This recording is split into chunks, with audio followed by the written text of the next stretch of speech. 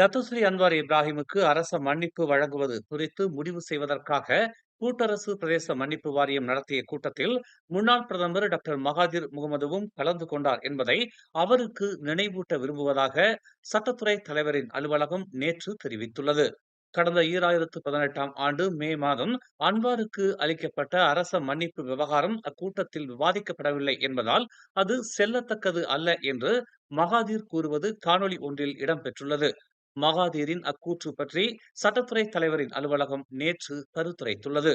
கூட்டரசு பிரதேச மன்னிப்பு வாரியத்தின் கூட்டம் கடந்த 2018ஆம் ஆண்டு மே மாதம் 16ஆம் தேதி இஸ்தானா நெகாராவில் நடைபெற்றது என்றும், கூட்டத்திற்கு அப்போதைய பேரரசர் 5வது முகமது தலைமை வகித்தார் என்றும் அது விளக்கியது. கூட்டத்தில் இதர பலருடன் அப்போது பிரதமராக இருந்த மகாதீரும் கலந்து கொண்டார்.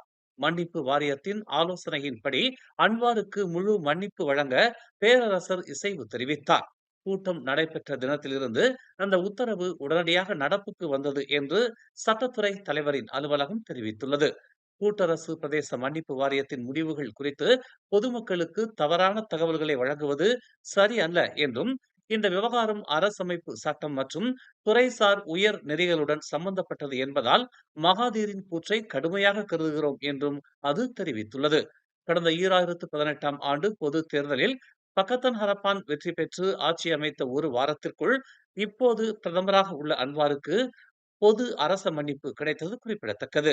மேலும் செய்திகளை தெரிந்து கொள்ள தமிழ் மலர் நாளிதழை பாருங்கள். உடனுக்குடன் செய்திகளை தெரிந்து கொள்ள தமிழ் மலர் இணையதளம், தமிழ் மலர் செயலி மற்றும் மலர் டிவி யூடியூப் சேனலை வலம் வாருங்கள். எங்களோடு இணைந்திருக்க மலர் டிவியை பதிவு செய்து கொள்ளுங்கள். உறவுகள் மகிழ்ந்திட விருப்பம் மற்றும் பகிர்வு சேவையை சொடுக்கிடுங்கள்.